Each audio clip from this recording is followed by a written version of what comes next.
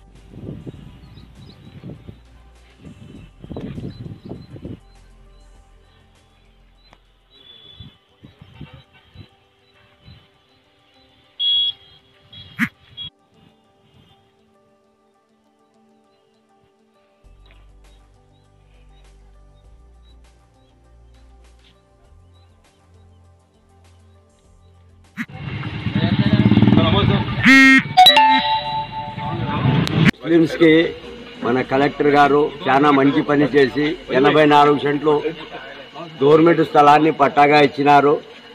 ఇది ప్రతి ఒక్కరికి మంచి పని. ఇది దానికి లోన్ కూడా శాంక్షన్ చేసినారు.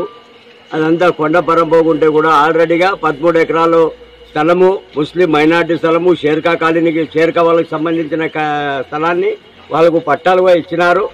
ఇస్తే కూడా దౌర్జన్యంగా ఈరోజు ఇది ఖబ్రస్థాన్ ప్రతి ఒక్కరికి మంచి పని. ఇది దీన్ని వచ్చి కట్టిన గోడను గడిపి దౌర్జన్యం చేస్తున్నారు. కొంతమంది అక్కడ ఉన్న నాయకులు, రాజకీయ నాయకులు కూడా కొంతమంది ఉన్నారు.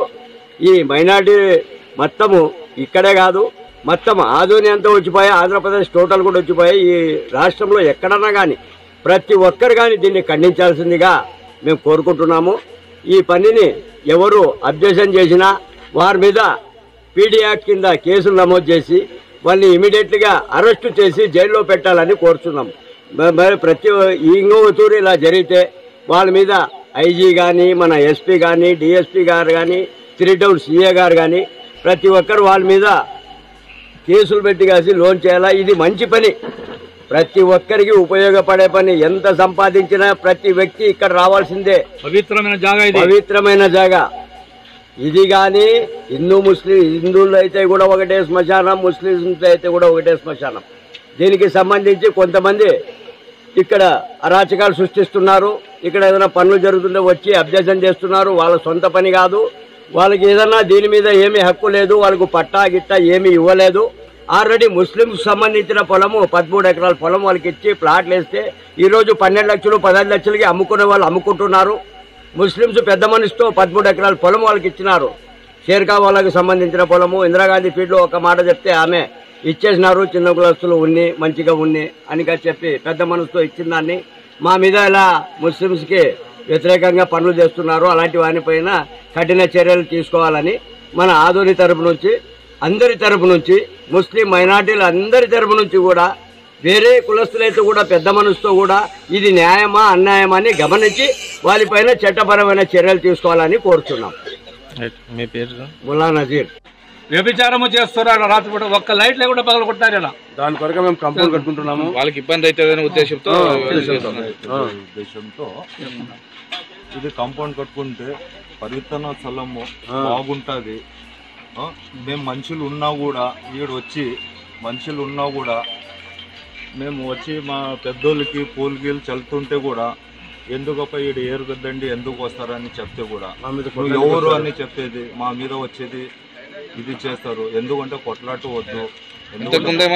పోలీస్ కంప్లైంట్ ఇచ్చారా? చాలా సార్లు జరిగింది. 10 ఏళ్ళ నుంచి ఇదే నడుస్తుంది. ఎందుకంటే ప్రభుత్వం పైన చట్టపగరం మీద చేసుకున్నాలా అనే ఉద్దేశంతో ఇన్ని రోజులు మేము నిలబడినాము. మన నాయుడు సారు మొత్తము 83 సెంట్లు పట్టా ఇచ్చినాడు. కలెక్టర్తో జాగ్రత్త ఇచ్చినారు. కానీ ఇది తహసీల్దార్ సంతకం కాదు అని ఏదేదో వాళ్ళు చెప్తున్నారు. వాళ్ళు చీడు గుడిసెలు వేసుకుంటారంట. సమాధుల మీద మా పెద్దోళ్ళ సమాధులు ఉండరు. 50 ఏళ్ళు 80 ఏళ్ళు ఎప్పుడు ఉండరు మనకు కూడా తెలియదు.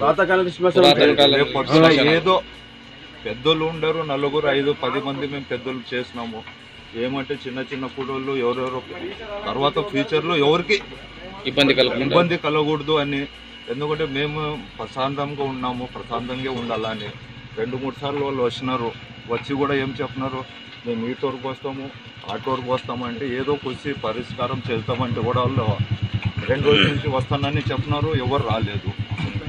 దానికి కూడా మేము రెడీ ఉన్నాము. ఏదో ఒకటి ఒక అడుగు అటు ఏదో ఒకటి చేద్దామని. కానీ వాళ్ళు రావడం లేదు.